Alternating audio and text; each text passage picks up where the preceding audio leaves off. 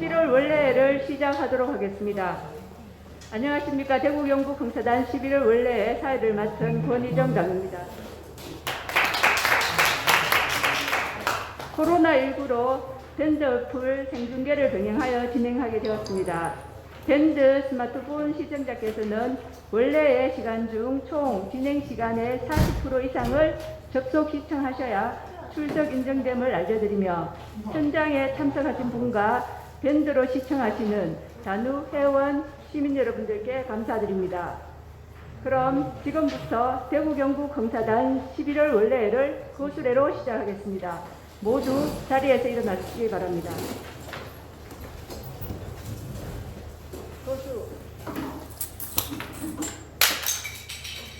바로 다음은 애국가 제창이 있겠습니다.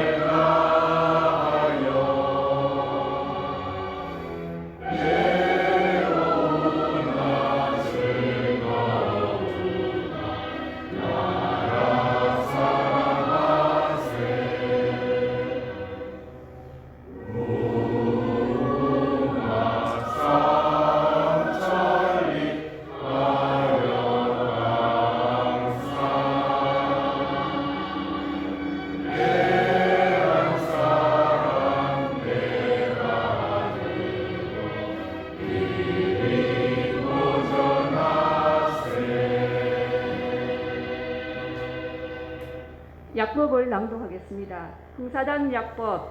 오랜 전통을 가진 우리 민족이 발전적인 민주사회를 이룩하려면 먼저 국민 각자가 올바른 정신적 자세와 왕성한 부흥의욕을 가져야 한다. 이러한 정신적 자세는 정치, 경제, 교육, 문화 등 사회 모든 분야의 여건의 변화에 영향을 받으나 사람은 또한 환경을 개선 창조하는 운동력을 가졌다.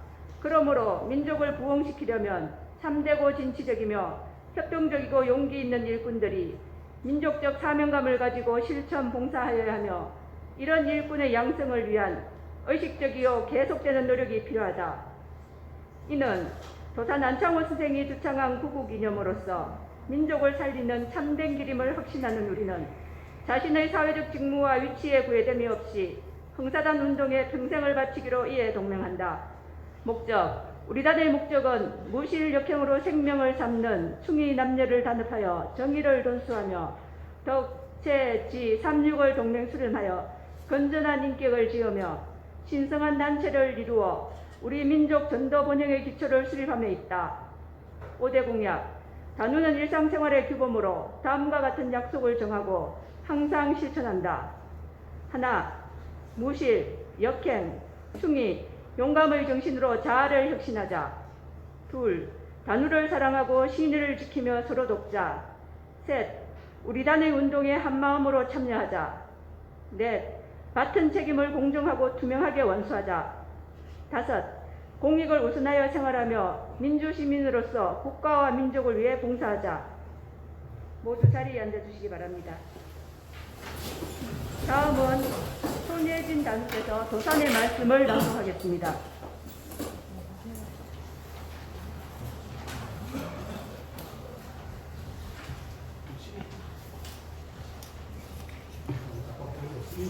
도산의 말씀.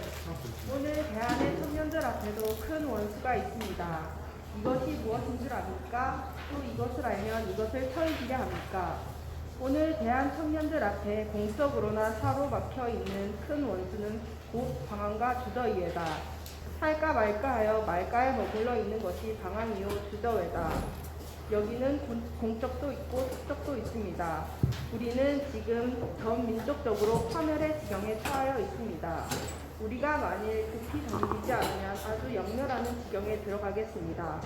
그러니 여기 대하여 앞을 치고 나아가지 않고 방황하고 주저하고 있는 것은 이것이 공적이외다.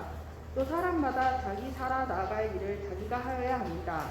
그러나 자기 개인이 살아나갈 일을 자기가 하지 않으면 자기 개인의 생존까지도 잘못되는 경우에 빠집니다. 그러니 여기 대하여 알아차리어서 나아가지 않고 방황하고 주저하여 있는 것이 사적입니다. 청년에게 붙이는 글 중 용당력과 인내력의 한 구절. 3분 스피치는 생략하도록 하겠습니다. 다음은 제108차 흥사단대회 포상 전달식이 있겠습니다. 시상에는 김성수 대표께서 해주시겠습니다. 호명되시는 분은 앞으로 나와주시기 바랍니다. 존칭은 생략하겠습니다. 모범단우 표창 류광희, 개인 공로 표창 김수동, 우수조직 표창 대구광역시 일시청소년 쉼터, 한국청협 청소년 지도자 표창 도현기 서성길, 한국청협 청소년 표창 정혜인 강종진 앞으로 나와주시기 바랍니다.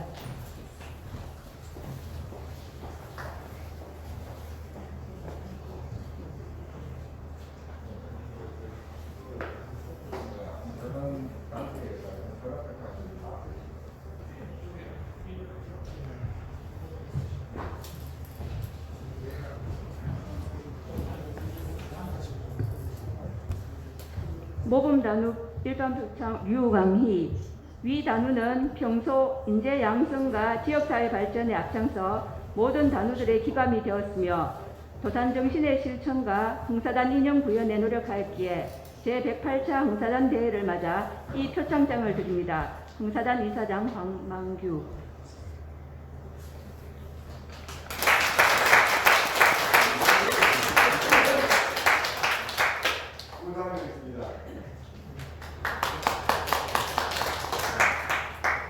다음은 우수조직 표창입니다.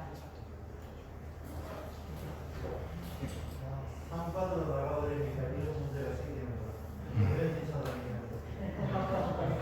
우수조직 표창 대구광역시 일시청소년 쉼터 고종형. 위 조직은 흥사단 정신에 입각하여 다양한 프로그램 개발과 지역사회 발전에 기여하여 타의 모범이 되었으므로 제108차 흥사단 대회를 맞아 이 표창패를 드립니다. 흥사단 이사장 박만규.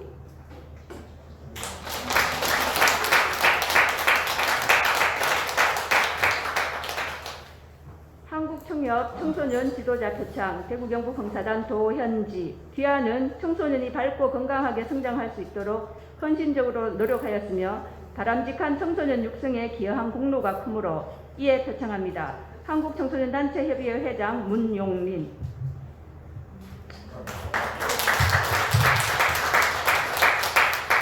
한국청협 청소년 지도자 표창 대구광역시 일시 청소년쉼터 서성길. 이하 내용은 같습니다.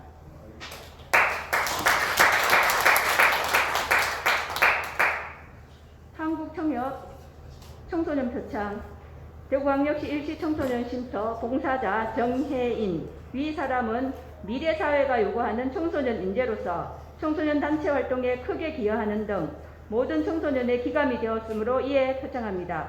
한국청소년단체협의회 회장 문용민.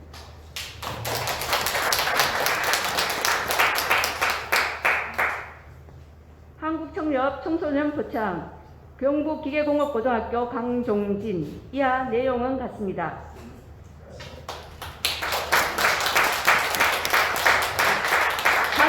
단체 사진을 찍도록 하겠습니다.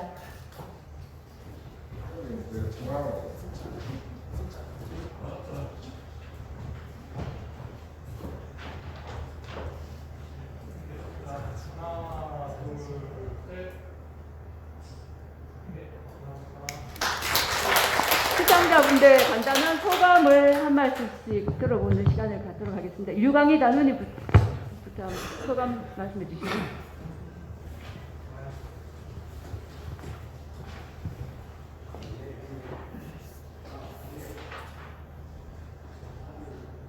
사단 50년 생활에 모범 나누상이라는 게 가방가 많습니다. 옛날에 모범상이라면 후배도 방송해야 되는데 제 자신 최근에 안에서 부지런히 못 나가서 오히려 그런 마음이 많았습니다. 그런 중에 요즘 사회가 워낙 정의가 무엇인지 청산 나누는 어떻게 해야 될지 이 나이에 참 고뇌스럽습니다. 모범 나누상을 받았으니까 모범을 보이도록 노력하겠습니다. 감사합니다.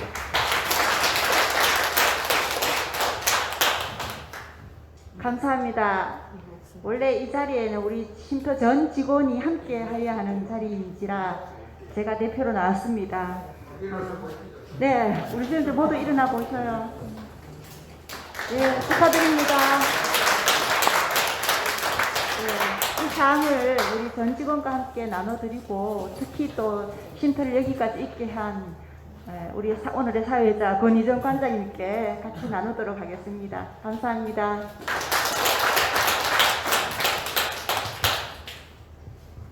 네, 감사합니다. 더 열심히 하도록 하겠습니다.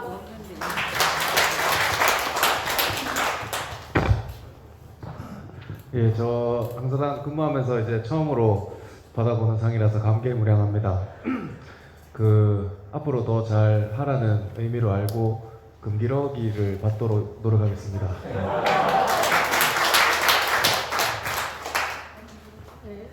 오늘 제 처음으로 상 받아봤는데 이 영광을 먼저 저는 이제 기독교이기 때문에 하나님께 먼저 영광을 돌리고 싶고 또한 제가 이 상을 받을 수 있었던 거는 저 혼자뿐만 아니라 저를 이끌어주신 쉼터 선생님께서 많은 노력이 있었습니다. 저는 이 상을 우리 선생님들께 공로를 나눠드리고 싶습니다. 감사합니다. 네, 저 이 상을 받게 해서 정말 감사하고 앞으로도 봉사단 활동 열심히 하겠습니다. 감사합니다.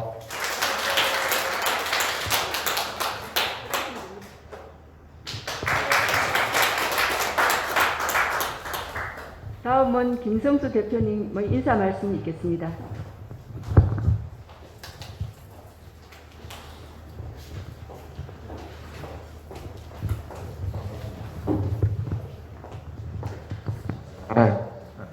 네. 오늘따라 갑자기 날이 좀 많이 차가워진 것 같습니다. 한 석 달쯤 전에 예상은 11월쯤 되면 이제 코로나가 거의 해결되겠구나 했는데 코로나 해결이 이제 거의 돼 가니까 우리 단원님들이 참 오랜만에 많이 참석해 주셔가지고 우리 저 폐재병님 꽉 들이찬 것 같습니다. 정말 반갑습니다. 그동안 다들 고생을 하셨고요. 또 앞으로는 더 이제 사실 그동안에 자주 모이고 이런 활동이 좀 뜸했는데 앞으로는 더 열심히 모이도록 이렇게 노력해 주시기를 부탁드리고요. 오늘 그 강의를 하실 우리 하상철 과거에 어릴 때 아카데미 활동을 하신 그 국민연구원관 수성구 지사장님은 아마 오늘 여기 우리 참석하신 단원들이 젊은 사람도 있고 연세가 좀 드신 선배님들도 계시고 하는데 요즘 사람이 옛날에 우리 젊을 때는 굵고 짧게 했는데 요즘은 가늘고 길게 살아야 되는 세상이라서 노후 준비를 어릴 때부터 해야 되니 싶습니다. 거기에 대한 좋은 조언이 있을 것 같습니다. 좋은 강의가 되라고 생각합니다. 네. 연말이 돼가 다들 바쁘시고 또 우리도 오늘 상도 많습니다만 앞으로 나머지 그 교단에서 마무리해야 될 일도 아직 많습니다.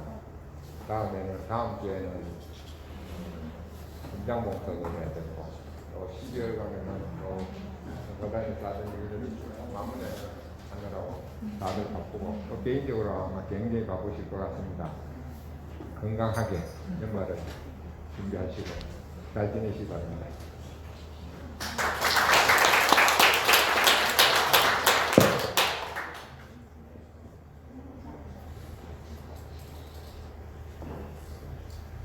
네, 다음은 초청특강 순서입니다. 경북대학교 홍사단 내에서 아카데미 활동을 하셨고 현재는 국민연금관리공단 대구수성지사에 계십니다. 하상철 지사장님의 한국의 4대 보험 알아보기 주제로 특강을 들어보겠습니다. 큰 박수 부탁드리겠습니다.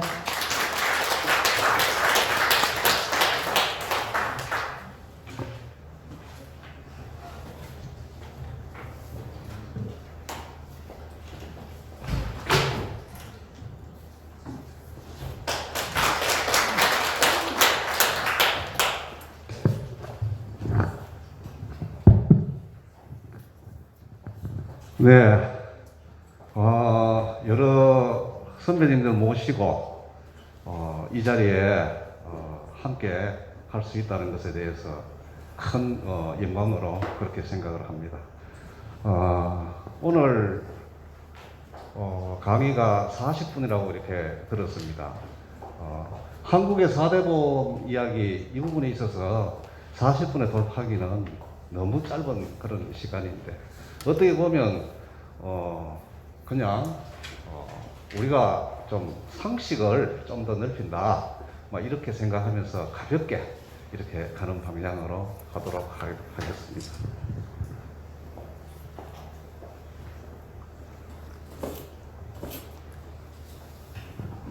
우리 대구에 요즘 아파트가 굉장히 많이 짓고 있습니다. 아파트를. 예, 아파트를 굉장히 많이 짓고 있는데 안전장치를 곳곳에 우리나라도 지금 선진국이니까 이렇게 해뒀습니다. 우리가 일생을 살아가면서도 안전장치가 꼭 필요하겠죠. 거기에 대한 안전장치가 바로 4대 보험이 아닐까 그렇게 생각해 봅니다. 자, 4대 보험의 정의를 쉽게 한번 풀어보겠습니다. 산재보험. 산재보험은요, 우리나라에 제일 빨리 도입이 됐습니다. 1964년도에 그 산업재해 저 부분이 들어왔는데, 저는 이렇게 한번 가만 생각을 해보면, 4.19 혁명이 일어나고, 또 5.16, 이런 부분이 생기고, 또 6.25 동란이 있은 후에 그렇게 시간이 안 됐는데도 불구하고, 근로자를, 산업 현장에 이런 부분을 안전을 위해서 이런 제도를 도입했다는 것이 굉장히 큰 그런 안목이 아니었느냐 그렇게 생각을 해봅니다. 그래서 1964년에 산재보험이 먼저 나왔고요. 건강보험은 1977년에 나왔습니다. 과도한 의료비 지출을 대비하기 위한 제도인데 예전에 촌에서 이렇게 보면 공무원이나 뭐 이런 쪽 분들은 의료보험 혜택을 보기 때문에 이제 아파도 병원에 가서 의료보험이 되고 이렇게 했는데, 농사 짓고 이런 그런 그 집에 크는 그 자녀들은 아파도 병원을 잘 못 갔습니다. 여러 선배님이 더 잘 아시겠지만 너무 비싼 거예요. 그래서 또 이런 부분이 국민의 위화감을 조성한다 이렇게 해서 1999년도에 또 전국민 의료보험이 또 도입이 됐죠. 또 국민연금은 1988년에 은퇴 후에 소득이 있어야 되겠다.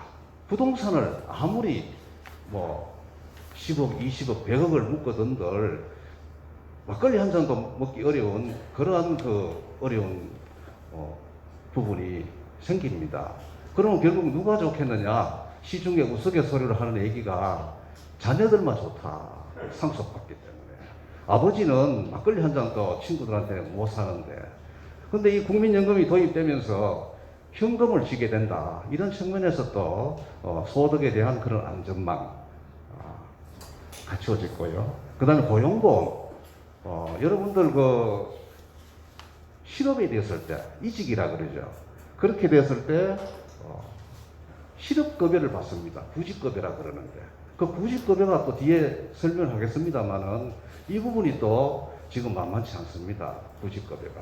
이 모든 것이 보면 우리나라가 이만큼 선진화가 됐고 세계 10대 강국 이 정도 경제력을 갖추었기 때문에 이러한 그 복지제도가 생겨났다. 그렇게 보시면 되겠습니다. 또 이 효도보험, 지금 노인 장기 요양보험이라고 얘기하는데 이게 효도보험입니다.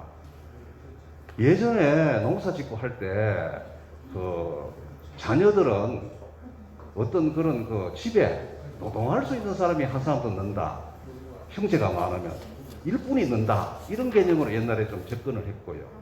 또 부모의 노후는 자녀 손에 달렸거든요. 예전에는. 그래서 부모가 나중에 늙고 병들고 힘없으면 자녀가 이렇게 모셔간다.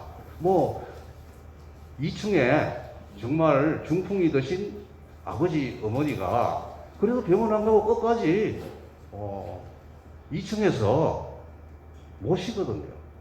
그것을 스스로 화장실 못 가시는 분이라도 그렇게 모시는 그런 부분을 이제 사회가 모신다. 국가가 책임진다. 이런 측면에서 이제 자녀들이 직접 그 어르신을 모시는 그런 부분을 이제 사회에서 하더라. 그렇게 된 부분이 2008년도에 노인장기요양보험이 도입이 됐습니다. 그래서 이제 보험료 내는 걸 한번 볼게요. 관심이 많으시겠지만, 여기 계시는 선배님들은 국민연금 해당이 안 될 수도 있고요. 9% 그래서 9만 원 내는데 건강보험은 6.67% 냅니다. 그래서 100만 원 소득자를 예시를 했을 때 66,700원 자부담이 가입자 부담이 33,350원 그리고 사용자 부담이 또 절반이 있습니다. 그리고 고용보험은 1.85에서 2.45%에서 요거를 왜 그러냐 하면 그 고용보험 숫자 사업장 근로자의 숫자에 따라서 기본이 0.8에다가 플러스가 되는 겁니다. 그래서 사업자보다 부담이 더 늘어난 겁니다. 그렇게 보시면 되고요. 노인 장기요양보험은 건강보험료, 이 건강보험료의 10.25% 이래서 금액이 가입자 부담, 사용자 부담 이렇게 넘어가고 있습니다. 그래서 우리가 총 월 100만 원 소득자를 기준으로 했을 때는 본인 부담이 총 89,760원이 든다. 여기서 이제 산재보험이 빠졌는데 산재보험은 100% 사용자가 됩니다.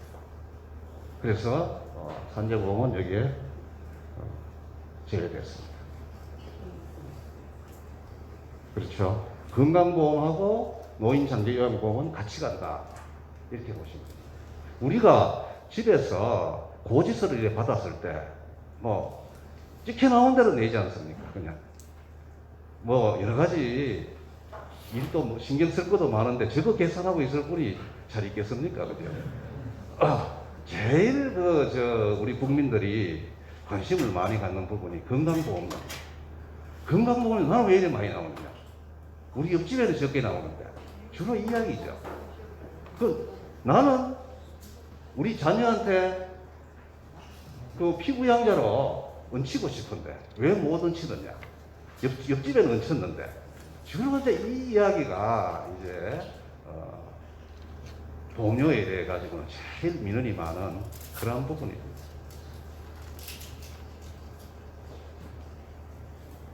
자, 국민연금 활용법으로 갈게요. 뭐 복잡하게는 하기는 너무나 시간이 짧기 때문에 먼저 가입 기간을 늘려라. 이 가입 기간 늘리는 것은 우리는 예전에는 뭐 나의 어떤 노후소득 보장 이것도 중요한 일이지만 지금은요 좀 다릅니다. 어떻게 다르냐면 대학교 입학 선물로 준다.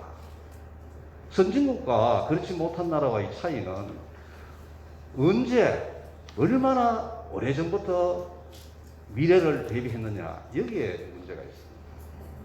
우리나라는 어떻습니까 지금? 퇴직하고 난 뒤에 이제 노후를 생각을 합니다.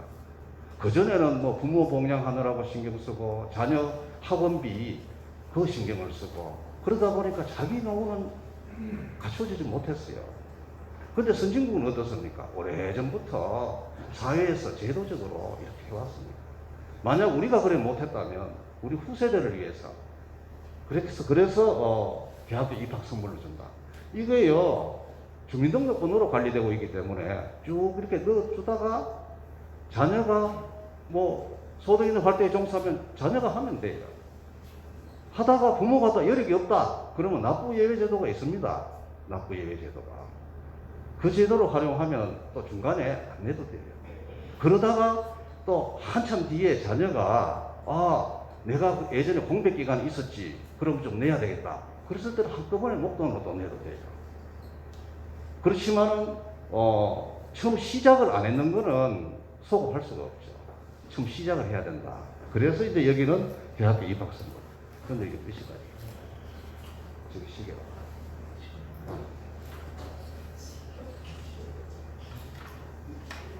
8시까지입니까? 8시까지입니다. 그래서 연금 맞벌이, 이 맞벌이를 해서 둘이가 이제 합쳐가는데 공무원 연금이 사실상 연금이 많습니다. 공무원 연금. 공무원 연금 2명이 이제 합치면 연금이 많아요.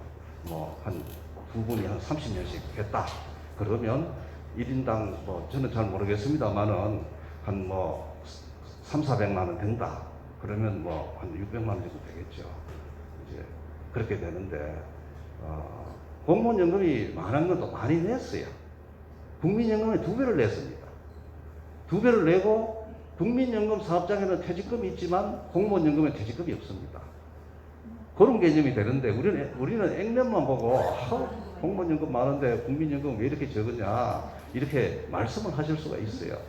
그렇지만은 생애 전체 소득으로 봤을 때 공무원 연금이 조금 유리합니다. 유리하기는.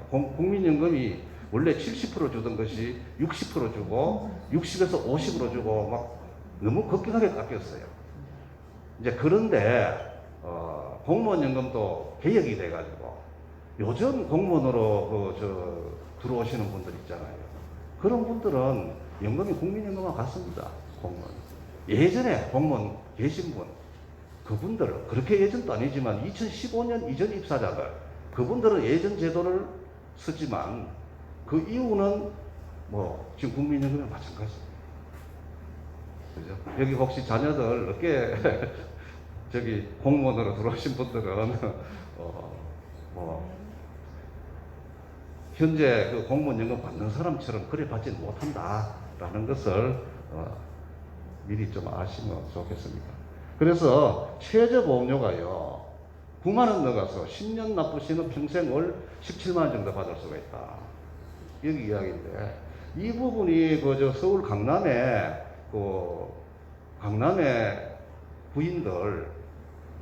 부인들이 지금 은행이라든가 이런 데 가보면 적금에 이런 적금 없습니다.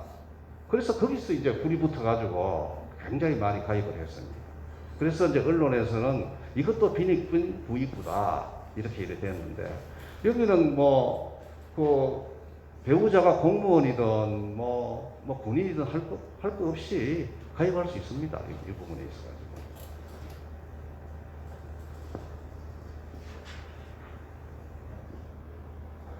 또 몇 개라도 가입하기. 그 임의계속 가입은 60세 이상 됐을 때 본인이 신청하는 건데, 이 회사에 이제 60 넘어가 다니는 행복하신 분들이 있잖아요. 이런 분들 연금 기간이 짧았을 경우에는 더 넣을 수 있다. 가입 기간을 길게. 그 보험료는 사용자 부담이 없습니다. 본인이 다 내야 돼요. 그런데 여기에 임의계속 가입을 하려면 60 전에 국민연금 보험료를 한 번이라도 납부한 적이 있어야 됩니다. 여기에는 다시 납부하기. 자, 다시 납부하기는 이제 2종 세트가 있는데 반납하기가 먼저 있습니다. 반납하기는 예전에 내가 연금을 냈는 거를 일시불로 찾은 그런 우리 제도가 있었습니다. 예전에 1999년 12월 말일까지 상실하면 그 2000년 12월 31일까지 찾아갈 수 있는 제도가 있었어요. 그 제도가. 그래서 많이 찾아갔습니다. 그 정부를 불신했기 때문에 그렇죠. 연금이 고갈되는데 내가 갖고 있으면 안 된다 해서 많이 찾아가서 그때 뭐 전답을 사거나 뭐 집 사는 데 보태거나 많이 했어요. 그때 당시에. 그랬는데 이제 그것을 찾아가는 것을 다시 반납을 하면 연금을 많이 받아갈 수 있는 그런 그 제도가 있는데, 우리나라의 그 삶의 행태가 많이 바뀌었죠. 삶의 행태가. 매달 고정 수입이 있어야 되겠다라는 그런 개념이 많이 갖고 있잖아요. 근데 사실 일시불로 찾으면요. 옛날 공무원들 일시불 잘 안 찾았습니다. 일시불 찾으면 누가 덕을 보느냐. 자녀들이 다 아버지 거 빼앗아 갔습니다. 빼앗아 갔다 그러면 좀 너무 과한 얘기지만, 안 줄 수 없는 그런 상황으로 갔습니다. 내 사업하는데 지금 돈이 지금 긴급히 필요한데 아버지 내 그 일시금 받은 거 압니다. 이렇게 나오는데 어느 부모가 안 줄 수가 있습니까? 아버지는 또 안 주려고 할 수 있는데 엄마 때문에 안 돼요.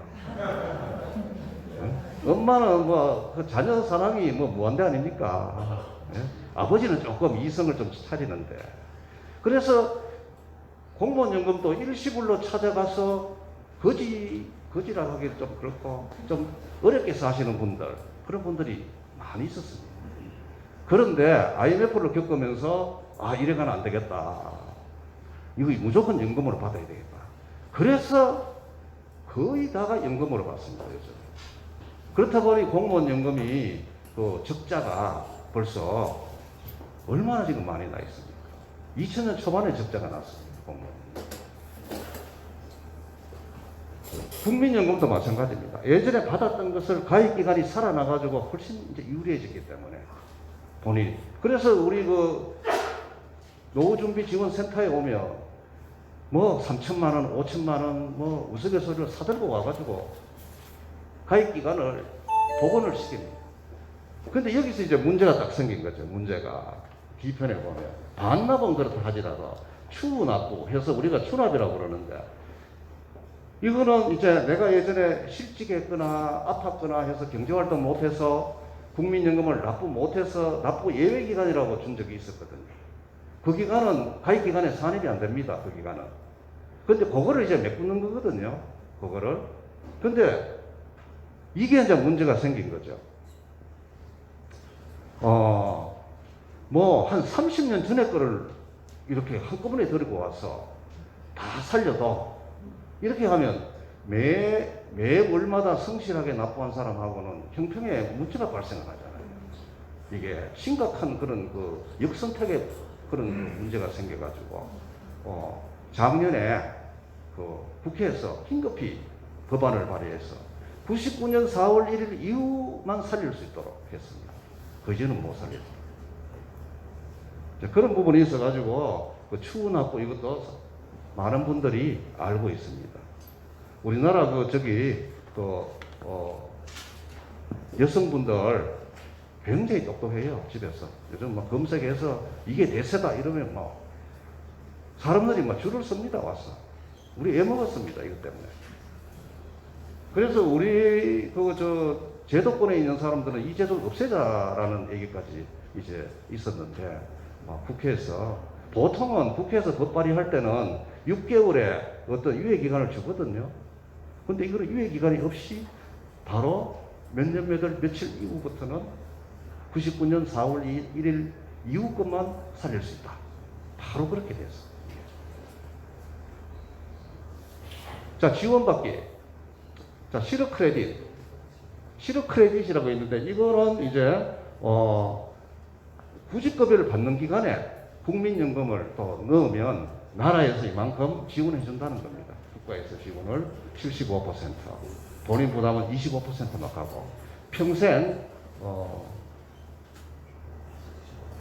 실제 구직급여 12개월까지만 지원이 되고요. 더 이상 지원이 안 됩니다. 최대 12개월입니다.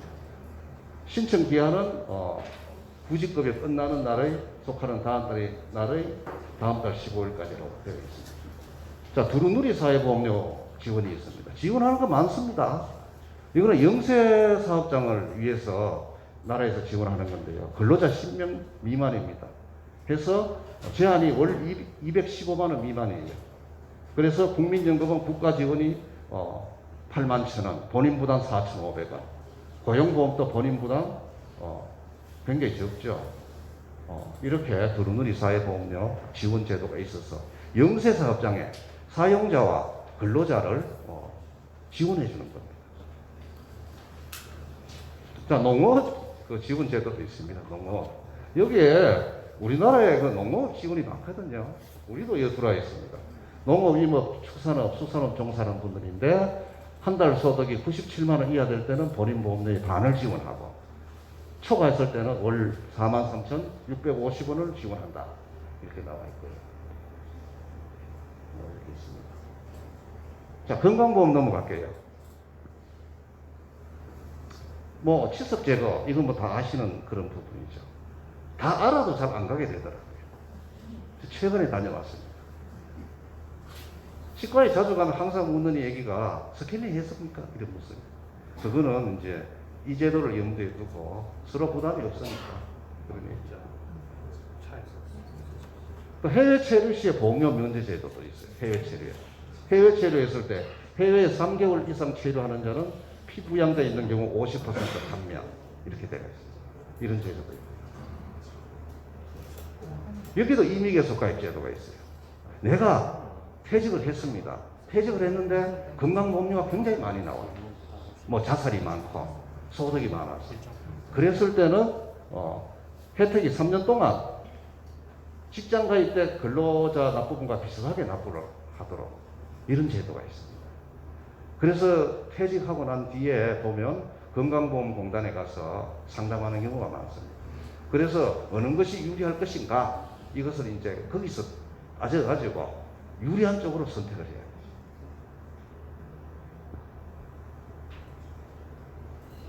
노인 장기 요양보험입니다.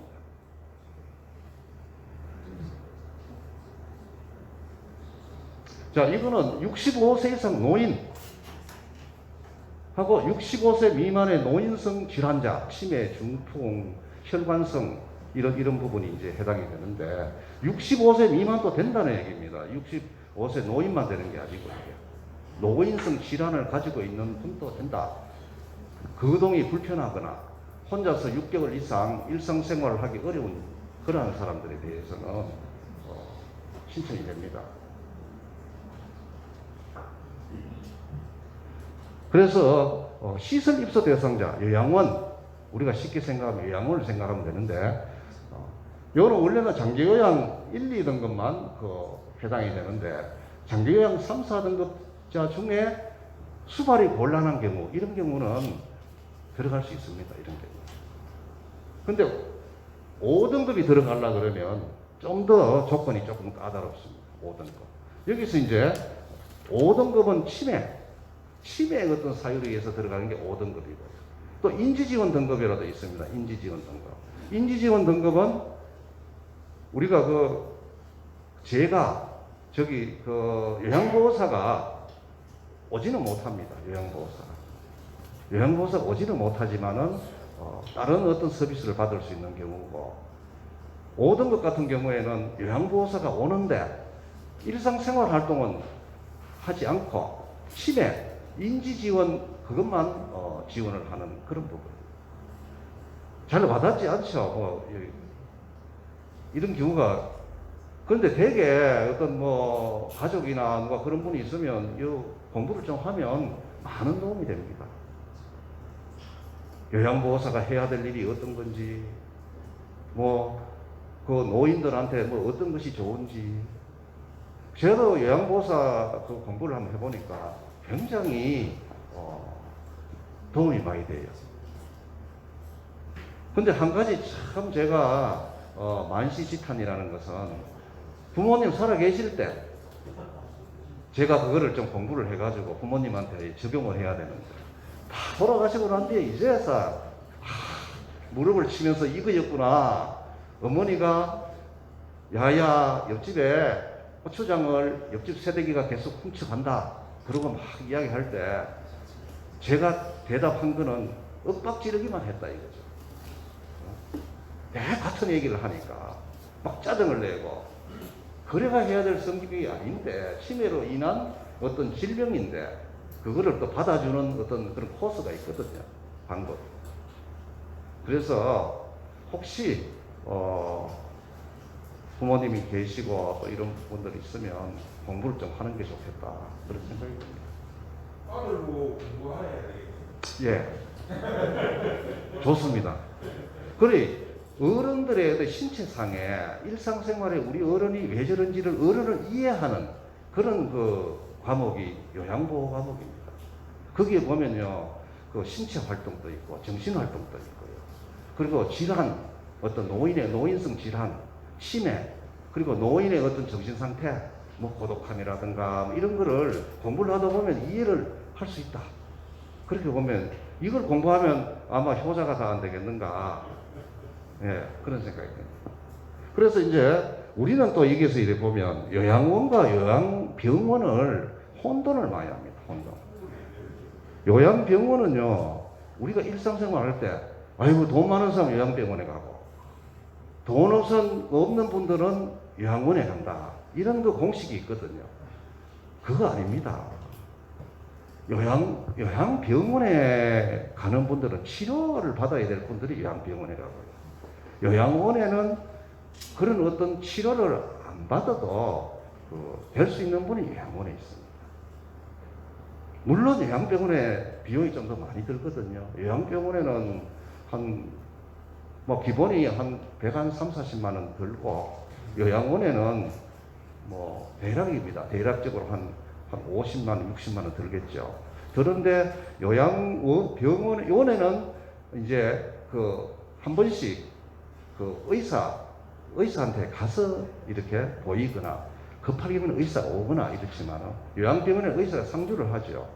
그래서 상주를 하는데, 요양원에는 스스로 이렇게 움직이고 하는 그런 분들이 많이 있습니다.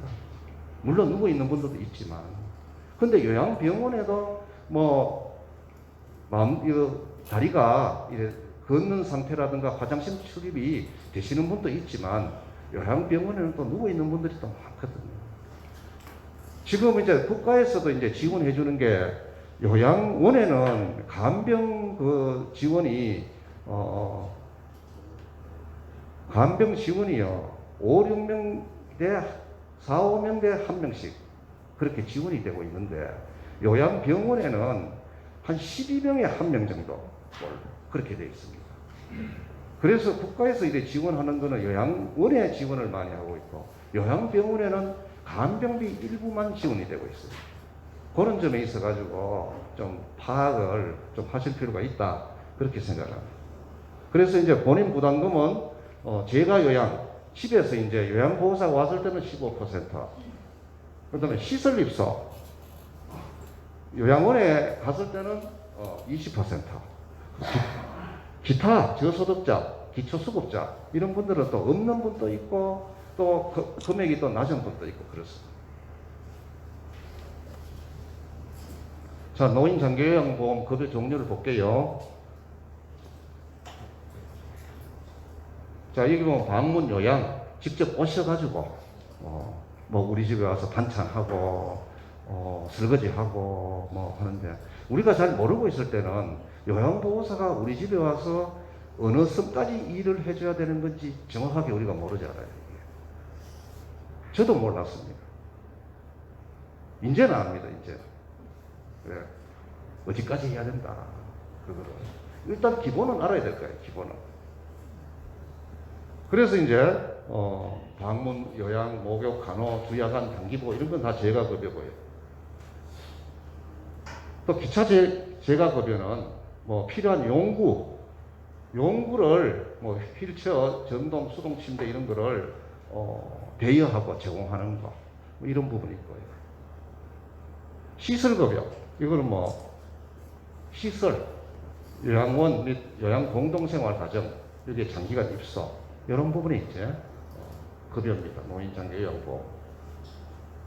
또 특별현금 급여라 해서 가족이 하는 거.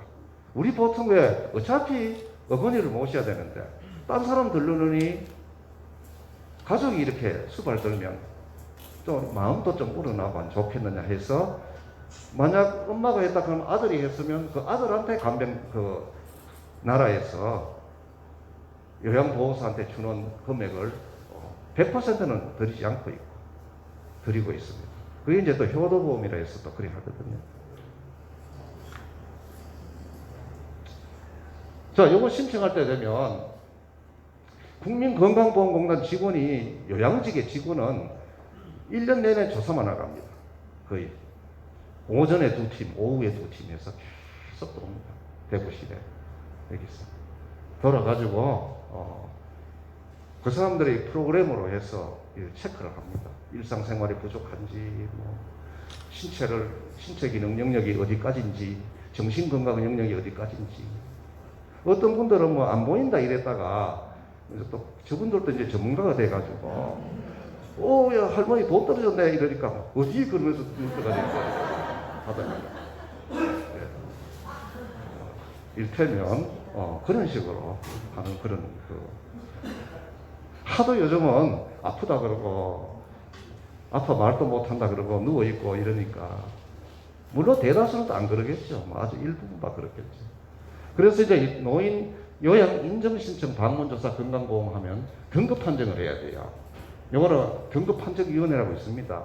이 판정해서 하고, 그러면 이제 요양 인증서 하고 장기요양 계획서는 뭐 돈이 얼마나 든다, 뭐 어떻게 든다 이런 얘기를 해주는 거고요.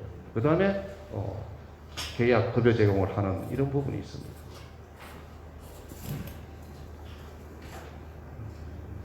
그리고 여기는 건강보험 장기요양보험 홈페이지입니다. 여기 들어가셔서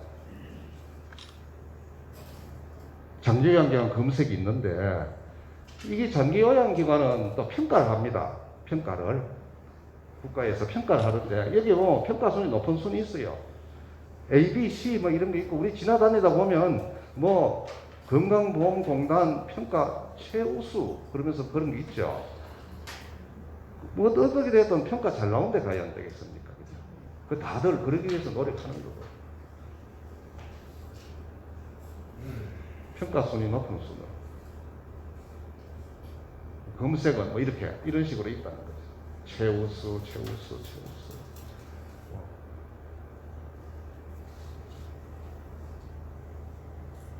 자, 이제 고용보험 넘어가겠습니다. 산재보험. 고용보험은요, 실업보험이라는 게 있습니다. 실업보험. 잘 아시죠? 실업보험. 요거는 이제 부직급여라 그럽니다. 또 고용안정사업. 이거 같은 경우에는 이직 후에 나오는 거고, 이거는 실제적으로 현재 노동시장에 있을 경우에 하는 거죠. 직업 능력 개발, 자신의 능력을 개발한다. 내일 배움 카드, 뭐 이게 들어보셨을 겁니다. 그래 하면 나라에서 뭐 여러 가지를 뭐 이렇게 하는데, 저도 도전을 한번 해봤습니다. 제가 객지 생활할 때.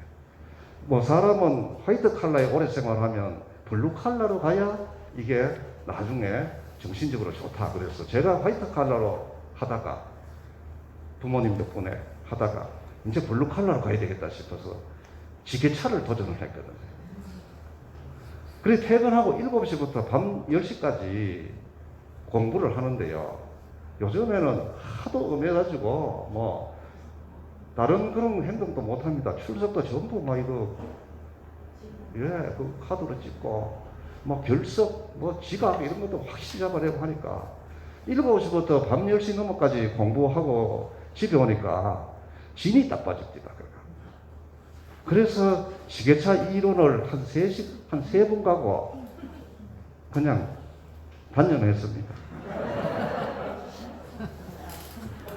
요래 단념하면요, 여기 뭐 우스갯소리를 하면 전과자가 됩니다. 그 고용보험에. 그럼 뭐 이렇게 몇 분 한 사람은 페널티가 있어가지고 한참 동안 뭘 못 듣고 이런 게 있었는데, 그래서 제가 이제 이런 얘기를 하니까 장모님한테 제가 일하다가 뭐 지게차입니다 이러니까, 아이고 하수방 자네는 지게차 할 그런 사람이 아니래. 그냥 책이나 보고 해야지.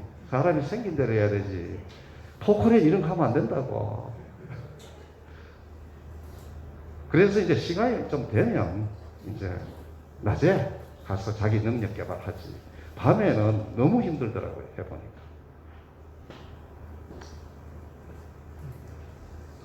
자, 98년부터 의무적으로 고용보험에 이게 가입되어 있고요. 구직급여 가입 대상 만 65세 미만 자라야 돼요. 이거 잘 봐야 됩니다. 이거 할 때. 이거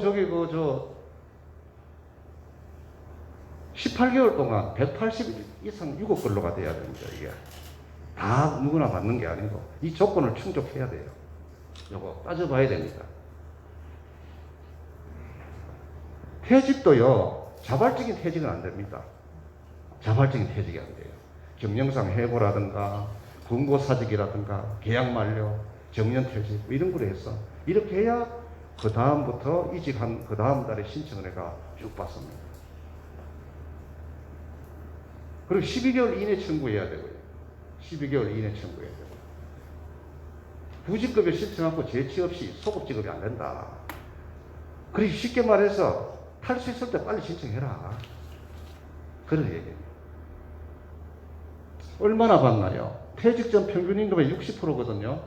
자, 1일 상한액이 66,000이고 하한액이 61,120원이잖아요. 연금을 그 보험료를 차이가 많이 있었을 텐데 받는 금액은 차이가 없습니다. 이건 왜 이렇습니까? 우리나라에서 이제 평등을 이제 이렇게 구현하는 거죠. 잘 사는 사람이나 못 사는 사람이나 나라에서 주는 돈은 비슷하게 줘야 된다. 설사 본인이 고용보험료 많이 냈든 적게 냈든 간에. 그러니까 금액이 좀 많죠. 금액이 자기 월급에 비해서. 자, 여기 한번 봅시다. 50세 미만은 1년 미만은 120일 주고요. 10년 이상 그 회사 다녔다. 그랬을 때는 240일 줍니다. 50세 이상은요. 10년 이상 하면 270일 같으면 9개월 아닙니까? 9개월.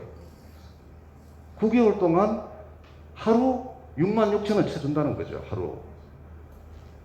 그럼 머리 회전 빠르신 우리 학생들은 금방 또 나오죠. 금액이 얼마 정도? 한 1,800만 원 정도 나오잖아요. 그 1,800만 원이 적은 돈입니까? 구직급여를 활동만 하면 그냥 주는데 집에 있으면. 큰 돈이죠. 포기하기가 쉽지 않죠. 이거. 나는 저거 포기하고 딴 직장 들어가겠다. 그거 큰 결심이 있어야 됩니다.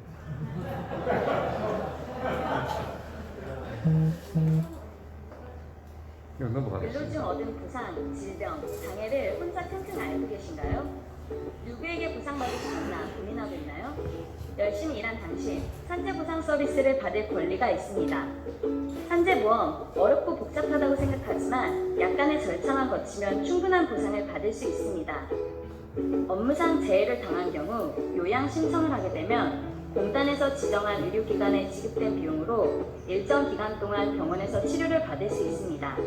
요양 신청 방법은 먼저 요양급여 신청서를 작성하여 해당 사업장 소재지역 관할인 근로복지공단지사와 병원 그리고 회사에 한 부씩 제출하고 업무 내용이나 사고 경위 등 사실관계가 확실한 경우에는 7일 이내에 요양 승인 여부가 결정되어 통지됩니다.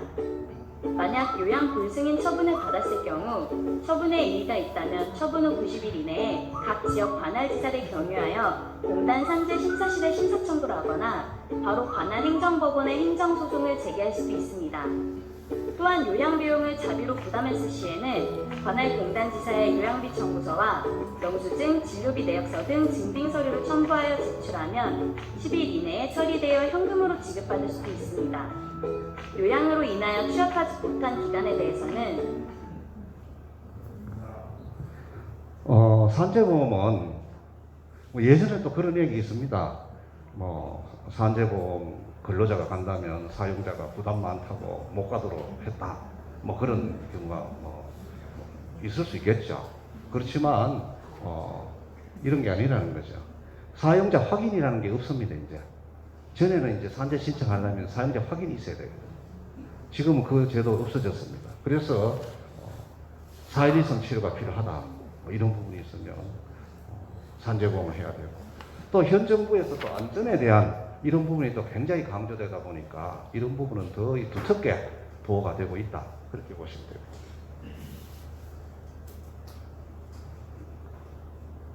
통근 치료도 가능하고요. 아르바이트생 청소년 근로자 뭐 이런 부분도 다 해당이 됩니다. 우리 그 청소년들 아르바이트 하면서 뭐 어지간히 아프면 막 그냥 쿨하게 좀 이래 먼지 몇 번 털고 그냥 일어나잖아요. 그런 경우도 병원 가서 잘 살펴봐야 된다. 이런 혜택을 볼 수 있다. 또 그런 얘기고요. 국적도 상관없습니다. 국적도. 이게 학생 정규직, 비정규직도 상관이 없고.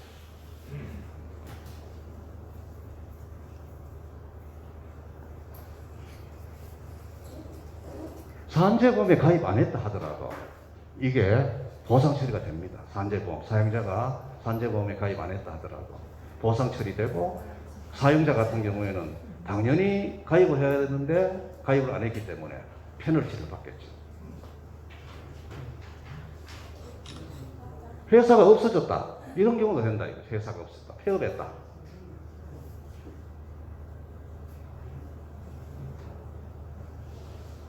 네, 뭐 4대 보험에 대해 가지고 그냥 우리가 그냥 일반 상식을 조금 넘는 범위에서 함께 하는 시간을 가져봤습니다. 깊이 있는 내용은 굉장히 얘기가 또 까다롭고 어렵습니다. 그렇기 때문에 특히 그 건강보험 아들한테 얹히고 싶다. 뭐 이런 분들 많이 있잖아요. 사실 우리 사회에. 저도 얹히고 싶습니다. 옆집에 얹히는데 왜 나는 안 얹히지? 이런 게 있습니다.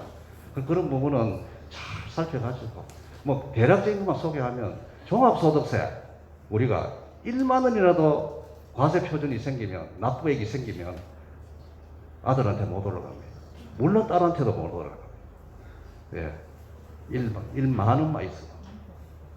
그리고 뭐 거기에 뭐 재산 있잖아요. 뭐 5억 4천에서 9억 사이 되면 소득이 뭐 1,000만 원 금액이 틀립니다. 1,000만 원 이상 되면 또 등재 못하고 그리고 또 프리랜서 뛰는 사람들은 4대 보험 미가입된 사람이 500만 원이 넘으면 또 안 되고 그리고 연금소득 포함해서 3,400만 원 넘으면 또 안 되고 또 부부가 또 이렇게 세대를 같이 하고 있으면 합산이 되는데 주민등록이 따로따로 되어 있으면 이거는 따로따로 내야 됩니다. 또 사업자 등록이 공동사업자 등록이 있다 하더라도 종합소득세가 1만 원 이상 9,900원까지 괜찮아요. 1만 원이 넘으면 그 아들이나 딸한테 못 올라갔다. 뭐 그런 뭐 상세한 얘기는 직접 본인 거를 컴퓨터에 대입해서 알아보시도록 하면 되겠습니다. 이상 교육을 강의를 마치도록 하겠습니다. 네, 감사합니다.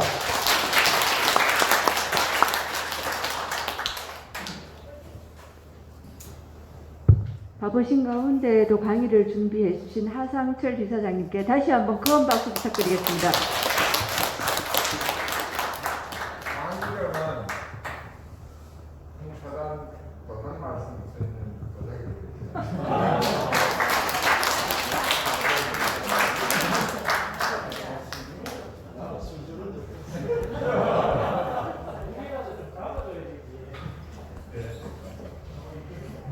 다음은 앞서 진행한 제8차 홍사단 대회 개인 공로 수상자이신 김수동 단님께서 특강 강의 중 도착하셨습니다.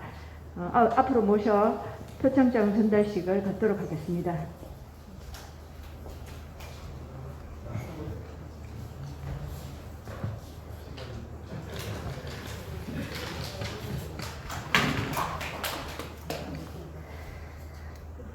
개인 공로 표창 김수동. 위 단우는 평소 도산 정신과 홍사단 이념 구현에 한결같이 노력하였으며 맡은 바 소임을 다해 홍사단 발전에 기여한 공로를 인정하여 제108차 홍사단 대회를 맞아 이 표창장을 드립니다. 홍사단 이사장 박만규.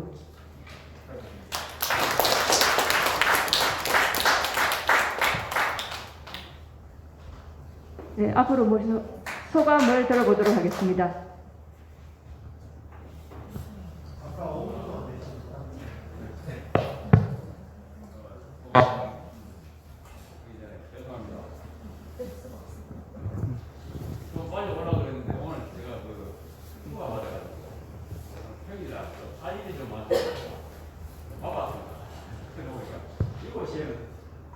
이곳이 도착할 줄 알았는데 오늘 엄청나게 차 밀리네요. 죄송한 마음 연달합니다. 그리고 오랜만에 우리 단원님들 제가 이 자리에 오니까 전부 다 잘 보이네요. 잘 보이고 오랜만에 가는 거는 제 기준입니다. 다른 단원님들 그동안 또 이렇게 또 한 번씩 보셨는 분들도 있고 있는데 제 개인 사정상 뭐 이 나이에 월급제 하다 보니까 좀 그랬습니다. 이해해 주시고요. 건강한 모습을 뵈니까 참 반갑습니다. 그러고 이제 제가 안 그래도 우리 하상철 지부장님 강의하실 때 이제 장기 요양 보험 있죠. 그게 좀 솔깃하게 귀에 들어오더라고요. 그래서 이게 연식이 되니까 그런 쪽에 관심이 있구나 하는 걸 제가 다시 한번 느꼈습니다. 그리고 제가 이 상을 받아서 쉬고 있습니다만은 이 상을 받을 분들은 여기 제 이외에 사실 많습니다. 그러니까 참 송구합니다. 제가 별로 한 일도 없는데 상을 받았다는 거 이게 제가 스스로 이렇게 생각해 보면은 이게 아닌데 싶은 생각이 듭니다. 저 이외 다른 분들을 이 상을 다 이렇게 하나 드렸으면 좋은 그런 제 솔직한 심정입니다. 그리고 또 모르죠. 이게 또 이래 상 한 개 주면서 또 다음에 잘하라는 이런 말씀일 수도 있지 싶은데 이 나이에 저기 또 어디 다니다 보니까 제 나름대로 좀 바빠요. 좀 마음의 여유가 없어. 사실 퇴직할 때는 홍사단에 좀 열심히 좀 해야 된다고 이렇게 각오를 했는데 이 현실이 좀 그렇지 않아서 좀 제 스스로 좀 실망스러운 그런 부분이 있습니다. 하여튼 감사드리고 단원님 여러분들 건강하십시오.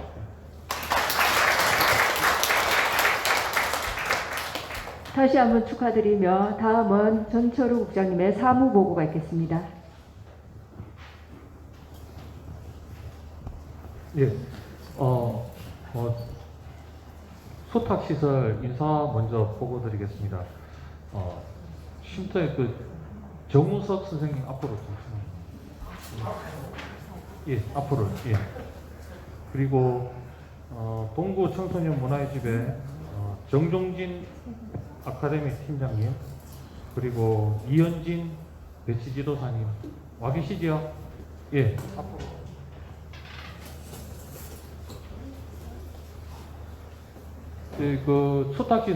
수탁 운영시설이 총 3개가 또 되다 보니까 이 인사가 좀 활발하게 좀 진행되고 있습니다. 그래서 인사드리려고 그렇게 좀 자리했습니다. 한 말씀씩 좀 부탁드리겠습니다. 일시 쉼터의 아울리치 점검용으로 경대 정석입니다.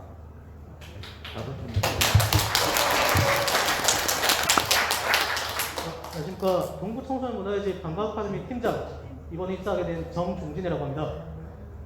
많은 가르침과 많은 조언 부탁드리겠습니다. 네, 잘 부탁드립니다.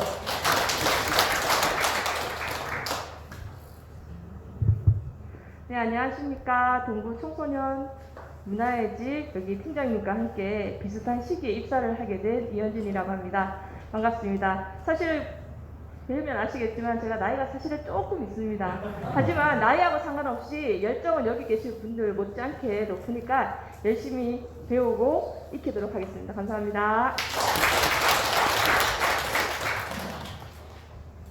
예, 많은 응원 부탁드리겠습니다. 예.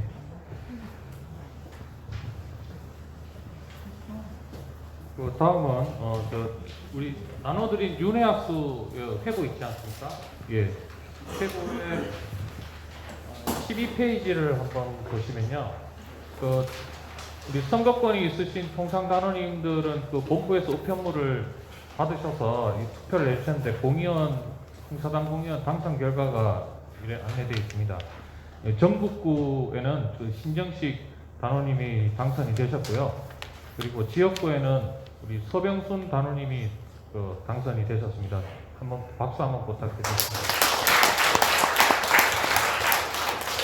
예, 봉사단과 우리 대구경무 봉사단을 위해서 많은 노력을 봉사를 해주실 것 같습니다. 예, 다음은 14페이지에 한번 참조해 주십시오. 다음 달 12월 10일이 우리 단우총회가 예정되어 있습니다. 선거관리위원회 회의를 3차례 통해서 선거인 명부를 확정을 했습니다. 총 56분이 선거권자이시고요. 또 피선거권이 또 제한되시는 분도 여기 나타나 있습니다. 그래서 12월 10일에 단오총회에서 많이 오셔가지고 소중한 투표 그렇게 행사해 주시기 바랍니다. 그리고 본인이 투표권이 없다고 그렇게 느끼실 수도 있는데 다 참여하셔도 괜찮습니다. 예비단우 다 괜찮습니다. 예.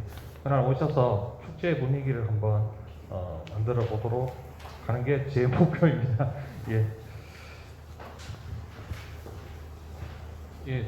다음은 오늘 하상철 선배님께서 오실 때 조그만한 선물을 이렇게 가지고 오셨는데요. 오늘 손소독제 하고 마스크를 이렇게 수량을 준비를 했습니다. 손소독제는 우리 연금을 받으시는 분들 우선으로 오래오래 건강하게 이렇게 지내실 수 있도록 손소독제 하나씩 가져가시고, 그리고 나는 내년에 연금 받는다 하시는 분도 가져가시면 되겠습니다. 그리고 나는 연금 받는지 않는데 꼭 필요하다 하시는 분도 가져가시면 되겠습니다. 예. 나머지 사항은 앞에와 윤회학수를 통해서 참고해 주십시오. 네, 감사합니다. 코로나19로 희락회 윤회학수 정의돈수는 생략합니다. 원래에 처음 오신 분들을 소개해 주시기 바랍니다.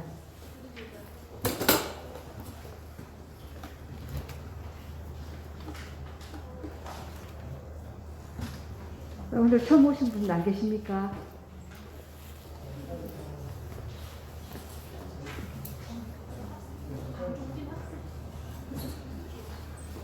예. 오늘 수상하신 강종진 우리 청소년, 예. 앞으로 계속 올 거죠? 예.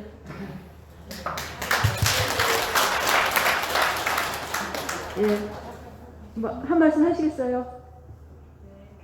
네, 앉아주십시오. 분과 및 단부 광고 부탁드리겠습니다. 분과에서 광고나 단우님 개인적인 광고를 하실 분이 계시면 지금 해주시면 됩니다.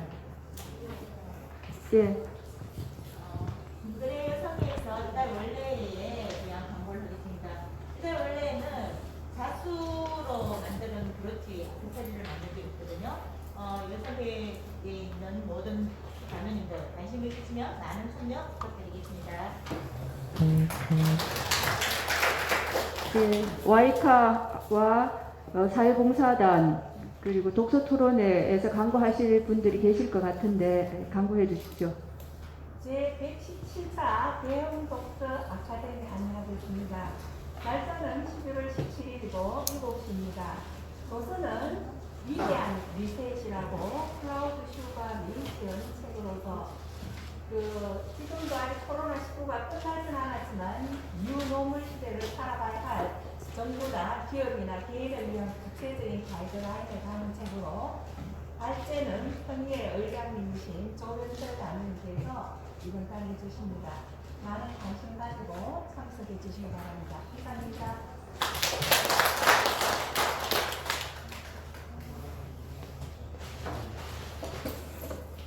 예. 안녕하십니까. 수성청소년문화예술회 창원 단주입니다. 네, 지난주에 저희 수성청소년문화예술 개관식이 매우 잘 마무리가 되었습니다. 함께 해주시는 단원님들 그리고 늘 지켜봐 주시는 모든 행사단 단원님들 덕분에 잘 치를 수가 있었다고 생각을 합니다. 관심 가져주시고 응원해주셔서 늘 감사드리고 그 마음에 이야기에는 좀 작을 수 있지만 그래도 저희가 이쪽에 컵을 저희가 개관 기념으로 해서 조금 준비를 해왔습니다. 그래서 나가실 때 가지고 가실 수 있도록 챙겨가시면 되시겠습니다. 감사합니다.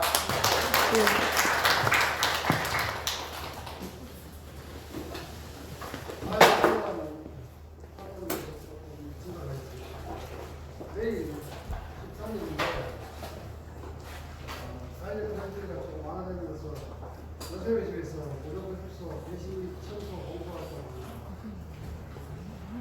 장소는 설계식으로 모두 7시 50분까지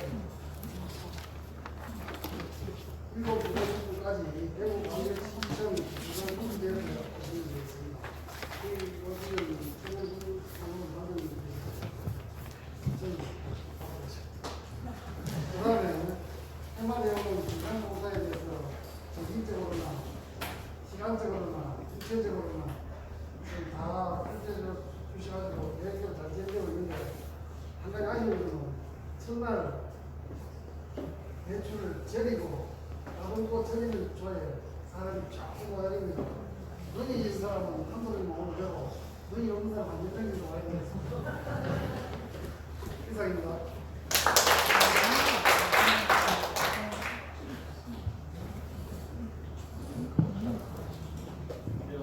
와이카 광고하겠습니다. 이번에 와이카 503사 와이카 산행은 이제 11월 28일 긴장 때문에 한 주 미뤄가지고 저희가 진행합니다. 그래서 이번에 대구 일가만리 버스를 통해가지고 비세산이랑 도서원이랑 갈 예정입니다. 또 아침 9시까지 단소 앞 나이스마트로 오시면 되겠습니다. 추후에 다시 말씀드리도록 하겠습니다. 이만 부탁드리겠습니다. 네, 더 이상 강구하실 분이 안 계시면 단우의 노래를 제창하겠습니다. 모두 자리에서 일어나 주십시오.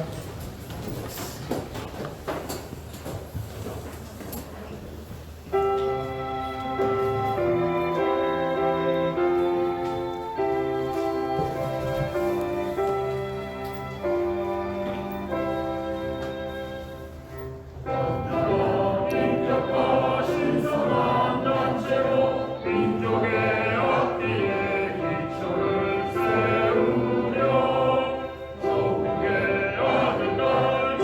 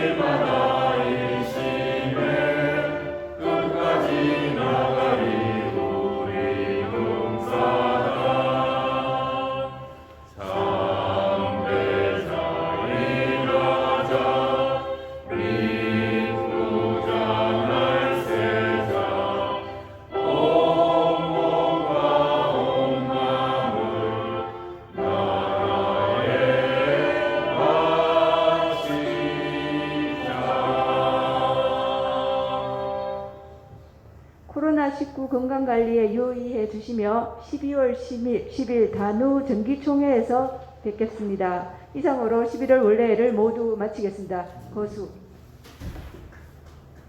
바로